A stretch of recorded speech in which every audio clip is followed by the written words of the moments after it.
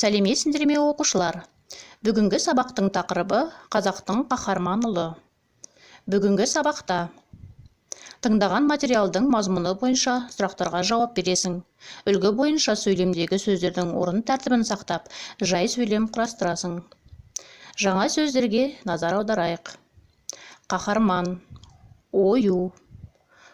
Осы сөздердің дұрыс айтылуын есте сақтайық. Балалар, жаңа сөздерді сөздік дәптерімізге жазып алайық. Бауыржан Момышұлының ескерткіші. Бауыржан Момышұлының отбасы.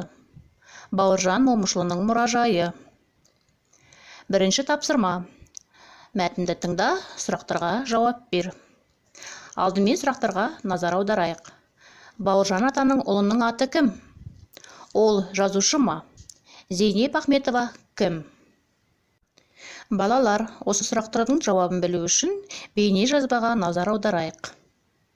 Бауыржан Момышұлы Кеңес одағының батыры, жазушы, Екінші дүниежүзілік соғыстың даңқты жауынгері, әскери қолбасшы, стратег және тактик.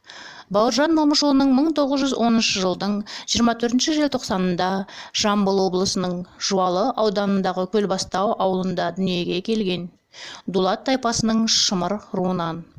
Имаш бабасы 1911 жылы 92 жасында дүниеден өткен. Әкесі Момыш өз бетімен ескіше сауат ашқан, кирилл алфавитінен оқуды меңгерген, сол кезеңдегі көзі қарақты адамдардың бірі болған. Ел арасында ағаш ұстасы және етікші, зергерлігімен танымал болатын. Имаш атасы қартайған кезінде барлық шаруашылықты Момышұлына табыстаған. Әжесінің есімі Қызтумас, қартайған шағында ағайын туыс Сары кемпір деп атаған. Анасы Рәзия дүниеден ерте өтіп, Бауыржан 3 жасынан бастап Қызтумас әжесінің қолында өседі. Бибіжамал Мұқан қызынан тұңғыш баласы Бақытжан Момышұлы дүниеге келді. Зейнеп Ахметова 1945 жыл 18 қаңтарда туған. Келіні Бақытжан Момышұлының жұбайы, жазушы, қазақы дәстүрлерді насихаттаушы. Қайын атасы туралы мемуар кітаптар мен мақалалар жазды. Ал енді балалар, сұрақтардың жауабын бірге тексереміз. Бауыржан атаның ұлының аты кім? Бауыржан атаның ұлы Бақытжан Момышұлы. Ол жазушы ма?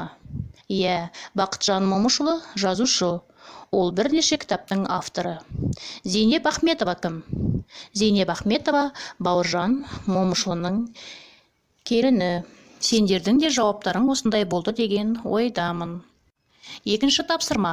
Суреттің орнына қажетті сөздерді қойып, Бауыржан Момышұлының нақыл сөздерін жаз. Ал іске сәт.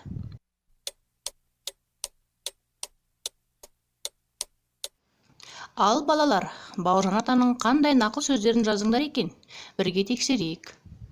Намысты нанға сатпа. Қоянды қамыс, ерді намыс өлтіреді. Ағаш көркі жапырақ, адам көркі шүберек. Отан үшін отқа түс, күймейсің. Көз қорқақ, қол батыр. Үшінші тапсырма. Бауыржан Момышұлы суретті жақсы салған. Өзі салған автопортретінің бірнеше нұсқасы бар. Әр дәптерінің бетінде де түрлі суреттер салып отырған. Бауыржан ата ою да ойған. Әр оюдың артында қанша ойылғаны туралы мәлімет бар.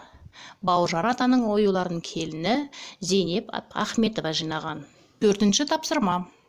Сөздерден сөйлем құрап жаз. Оқушылар, жұмыстарыңа сәттілік тілеймін. Оқушылар, тапсырманы қалай орындадыңдар екен? Бірге тексерейік. Бауыржан Момышұлы қазақтың батыр ұлдарының бірі. Ол Ұлы Отан соғысына қатысқан. Халық қаһарманы деген атқа ие болған. Ол балуан мен жазушы адам болған. Алматы қаласында Бауыржан Момышұлының атында көше бар.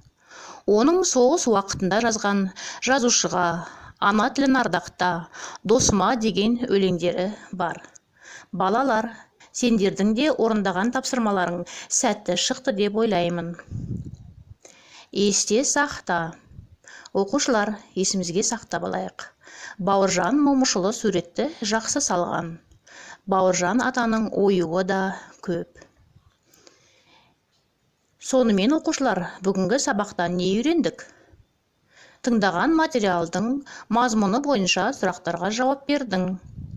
Үлгі бойынша сөйлемдегі сөздердің орын тәртібін сақтап, жай сөйлем құрастырдың. Енді балалар, бүгінгі сабағымызға бас бармақ әдісі арқылы кері байланыс жасайық. Сендерге бүгінгі сабақтың барлық тапсырмалары түсінікті болды деп ойлаймын. Үйге тапсырма. 58-ші бет, 5-ші тапсырма. Жағдаят негізінде диалог құр. Диалогке керекті тірек сөздер.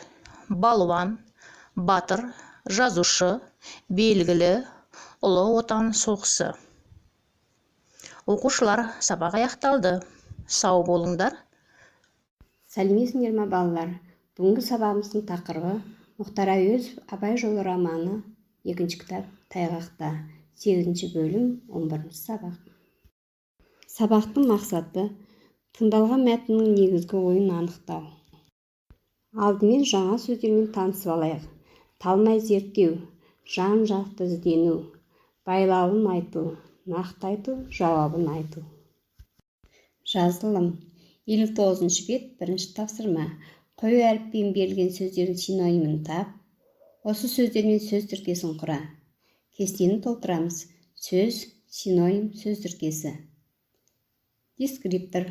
Сөздердің синонимін табу. Сөздермен сөз тіркесін құрастыру. Айтылым. 59-ші бет, 2-ші тапсырма. Сұрақтарға жауап береміз. 1-ші сұрақ. Абай жолы роман эпопеясы туралы айтылған пікірлер саған қалай әсер етті? 2-ші сұрақ. Сен Абай жолы романын толық оқыдың ба? 3-ші сұрақ. Роман эпопеяда қандай кейіпкерлер ұнады? Дескриптор. Сұрақтарға толық жауап беру. Тыңдалым. 59-ші бет, 3-ші тапсырма. Мәтінді мұқият тыңда. Дескриптор. Мәтіннен қажетті ақпаратты алу. Туыстары Абайды жарқын жүзбен қуанып қарсы алды. Ол бейілді алдымен білдіріп, баласының бетінен иіскеп, күліп қарсы алған Ұлжан өзі. Абайдың алдында ең кіші немересі 2-3 жасар Мағашты көлденең тартты. Сүйегі ұсақ, беті жұқалаң, әппақ сұр, қасы көзі сонша сұлу қиылған Мағаш аса бір сүйкімді, биязы қозғалыс жасап, Абайға қарай жақындады да, еңкейе берген әкесінің мойнынан құшақтап, бетіне бетін басты. Абай мейірленіп, көтеріп алып, Мағашым деп сүйгенде, ол ұялып қысылған жоқ. Көптен көрмесе де жатырқамапты. Үлкен шешесіне қарап, маржандай ұсақ әппақ тістерін ақситып, күліп қойды. Өмірінде ең алғаш рет Ұлжан алдында, Күлбадан, Әбіш, Мағаш үшеуінде алдына алып құшағынан шығармай, жабыса сүйген осы. Абай өз ішінде бүгін жол бойы ойлаған ойларынан қайтпаса да, балаларына осы бүгінгі бейіл шыраймен әрдайым мейірбан, қамқор әке болуға серт етіп отырғандай.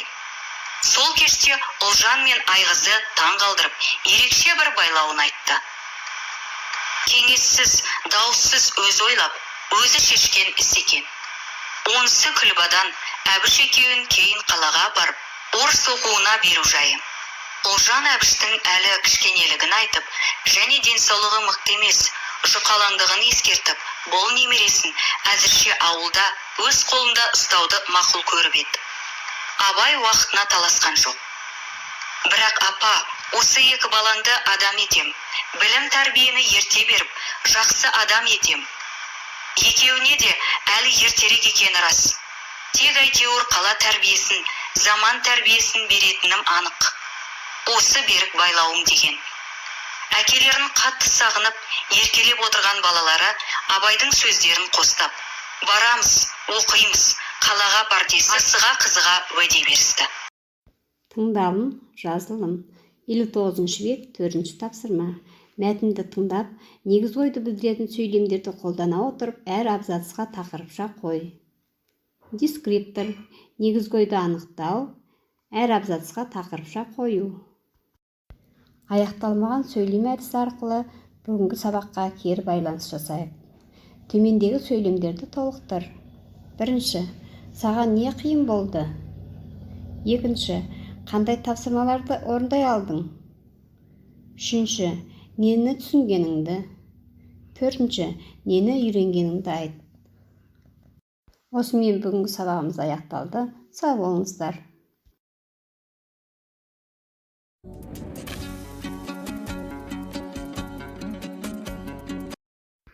Бүгінгі сыныптан тыс тәрбие сағатының тақырыбы Сәкен жырының сарқылмас қазынасы. Сабақтың мақсаты Сәкен Сейфуллиннің өмірі мен шығармашылығы туралы мәлімет беру, оқушылардың шығармашылық қабілетін дамыту, білім-білік дағдыларын арттыру. Сәкен Сейфуллин қазақтың атақты ақыны, жалынды жазушысы, дарынды драматург, білікті ұстаз, мемлекет қайраткері, Қазақстанның қазақ әдебиетінің негізін қалаушылардың бірі. Ол 1894 жылы 15 қазанда қазіргі Қарағанды облысының Жаңарқа ауданында дүниеге келген. Ол өзінің естелігінде әкем Сейфолла саятшы, аң аулағыш, домбырашы, ақ жарқын адам еді. Анам Жамал әңгімешіл еді дейді.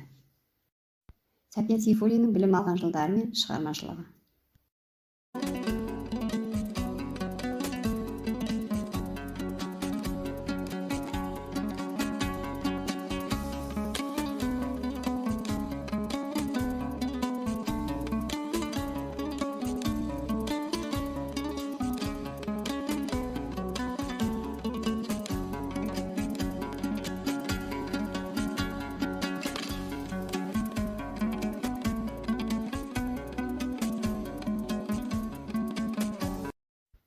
Сәкен Сейфуллин туралы ой-пікірлер.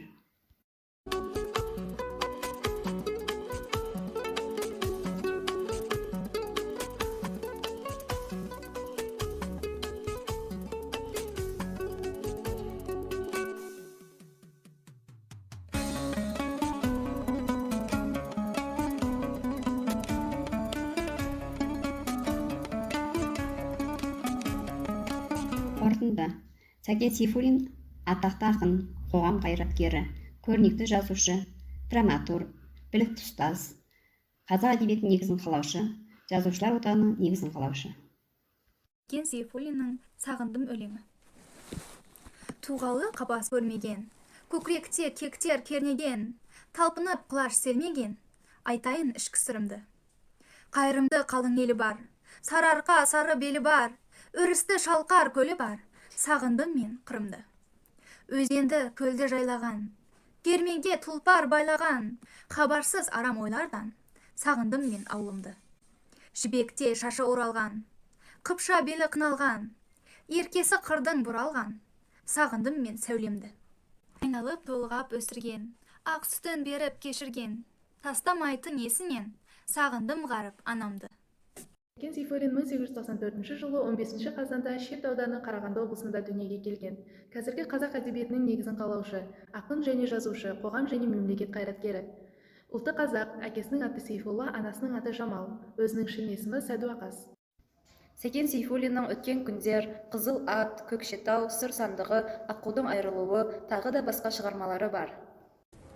Сәкен Сейфуллиннің білім алуы. 1905 жылдан бастап 1908 жылға дейін Спасск мұз балқыту жанындағы орыс қазақ мектебінде оқыған. Содан кейін Ақмола 3 сыныптың қалалық училищеде оқыды. Сонымен қатар 1912 жылы Сәкен медресе оқушыларын орыс тілінде дайындайды. 21 тамыз 1913 жылы Сейфуллин Омбы педагогикалық семинариясына келді. Онда ол Мағжан Жұмабаевпен оқыған. Асқақ киік. Арқаның бетпақ деген даласы бар. Бетпақ шөл. Ойлы-қырлы панасы бар. Сол шөлде ел жоқ, күн жоқ өсіп өнген. Жәндіктің киік деген баласы бар. Бетпақта қысы жазы ел болмайды. Ел жайлау, өзен, яки көл болмайды. Отасы қу, баялыш, қара жусан, көк ала, бетегелі бел болмайды. Мен келем тау ішінде түнделетіп, аймақты күңіретіп, өлеңдетіп, астымда ақ бозатым, сылаң сағым, жалтақтап құлақтарын елеңдетіп. Ақ бозат менің тұлпарым, шалқыған көңіл сұңқарым, көкірек көріп жұттым мен ауаның жазғы жұпарым.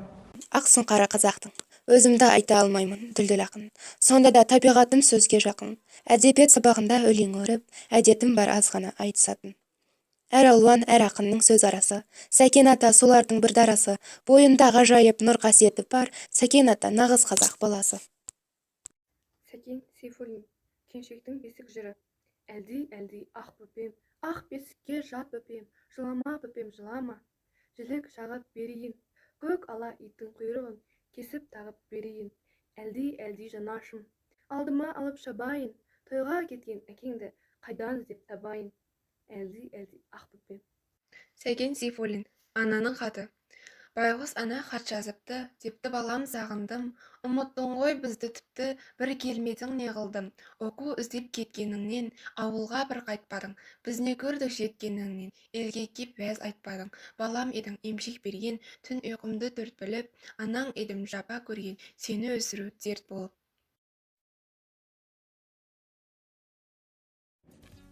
Сәлеметсіңдер ме балалар?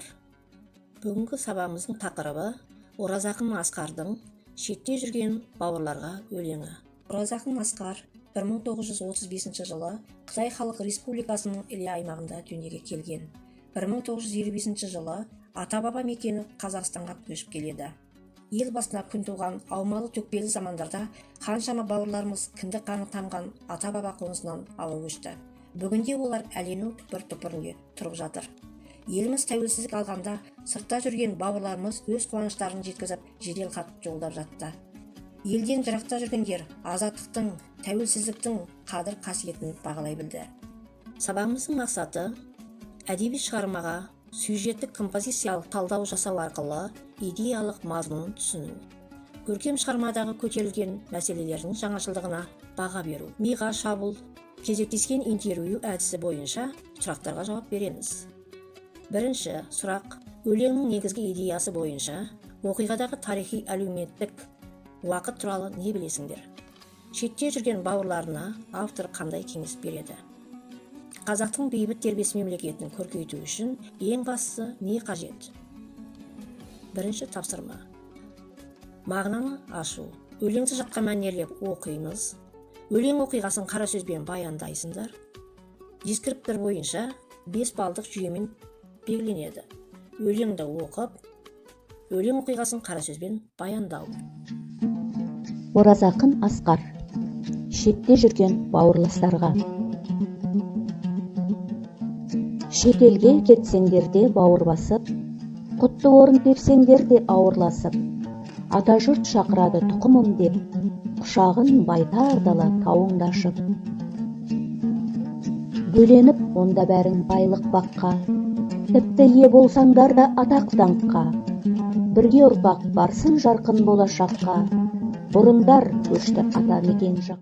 Астында өз аспаның, өз туыңның, өз ауа нәрін жұтып өз суыңның, қандастар қапы қалма, орны бөлек, күнде өз әнұраныңмен оянудың. Мәңге ие сәттерің көп елді өтетін, озбыр жоқ сыбағаңнан кендететін, бәріміз ұйымдасып көркейтейік қазақтың бейбіт дербес мемлекетін.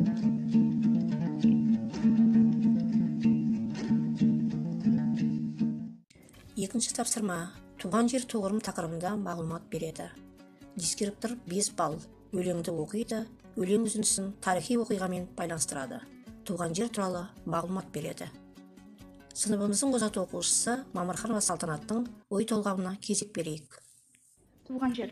Жаркент қаласы Жеті өзен, Жеті арасан, Жеті көл мен Жеті таудың арасында орналасқан. Оны кейде Құлжа қақпасын күзеткен Жаркент деп жатайды. Жаркент қаласы Алматы облысы Панфилов ауданының орталығы. Қазақстан Республикасының оңтүстік шығысында Жоңғар алау тауының етегінде орналасқан. Жаркент бұрын ұсақ қолөнершілер мен сауда-саттық қаласы болған. Көне шаһар тек 1928 жылдан бері аудан орталығына айналды. Ақын мақсаты қоныс аударушыларды сын астына алып, ашық сөзбен үнеу емес, керісінше жеріміздің, еліміздің көркейе түсуі біздің қолымызда екенін баса айтады. Ұрпақтарының бір аспанның астында болуын қалаған ақын сол жолды арман еткен ата-бабаларымыздың мирасын сақтау үшін бірлікке, өз жерінің қожасы екенін ұғып, сол жердің болашағы үшін тер төгуге шақырады. Былай келе, 4 сөйлем әдісін пайдаланып, сабақ бойынша түсінгеніңді жазасын. 4 сөйлем тәсілі: пікір, мәтін бойынша туындаған өзіндік пікірін бір сөйлеммен келтіріңіз. Дәлел, келтірілген пікірді бір сөйлеммен дәлелдеңіз. Мысал келтіреміз, өзіндік пікірді тағы да бір негіздеп кету үшін бір сөйлеммен мысал келтіру. Мысал өмірден алыну керек. Қорытынды, өзіндік пікірді тағы да бір рет пысықтап, қорытынды шешімді бір сөйлеммен келтіріңіз. Осымен балалар, сабағымыз аяқталды. Назарларыңызға рахмет. Ұлтымыздың ұлы ұстазы Ахмет Байтұрсынұлы сөзі жоғалған халықтың өзі де жоғалады деп, тілдің ұлт тағдыры үшін қаншалықты маңызды екенін бір-ақ ауыз сөзге сыйдырып айтқан. Биылғы оқу жылы ұлы Абайдың 175 жылдығы мен Ақиық ақын Мұқағали Мақатаевтың 90 жылдығына тұспа-тұс келіп отыр. Құрметті ұстаздар, оқушылар, сөз маржан қазақ тілі мен әдебиеті пән бірлестігінің 10 күндегінде атқарылатын іс-шаралар Абай мен Мұқағалиға арналады. Мұқағали Мақатаев. Ең бірінші бақытым халқым менің, соған берем ойымның алтын кенін. Ол бар болса мен бармын, қор болмаймын, қымбатырақ алтыннан нарқым менің. Ал екінші бақытым тілім менің, тас жүректі тіліммен тілім дедім. Кей-кейде дүниеден түңілсем де, қасиетті тіліммен түңілмедім. Бақытым бар үшінші отан деген, Құдай деген кім десе отан берем. Оты сөнген жалғанда жан барсың ба, ойнан баяқ кел дағы отауыңмен. Бүтін түтеп, өсөрді көйелер, немерелер көбейсін шөберелер. Жадыңда ұста, жақсылық күтпейсің, от емес, ол сұрасаң менен неге. Үш бірдей бақытым бар алақанда, мені мұндай бақытты жаратар ма? 3 күн нұрын төгеді асқанымнан, Атырау, Алтай арқа, Алатауға. Абай Құнанбай, сен бе жұртқа тұрса да қанша мақтап, сен бе жұртқа тұрса да қанша мақтап, әуретеді ішіне құлық сақтап, өзіңе сен өзіңді алып шығар, еңбегің мен ақылың екі жақтап. Өзіңді сенгіштікпен әуре етпе, құмарпаз боп мақтанды қуып кетпе. Жұртпен бірге көзіңді қосалдасып, салпылдап сағым қуған бойын екпе. Қайғы келсе қарсы тұрып құлай берме, қызық келсе қызықпа оңғақ берме.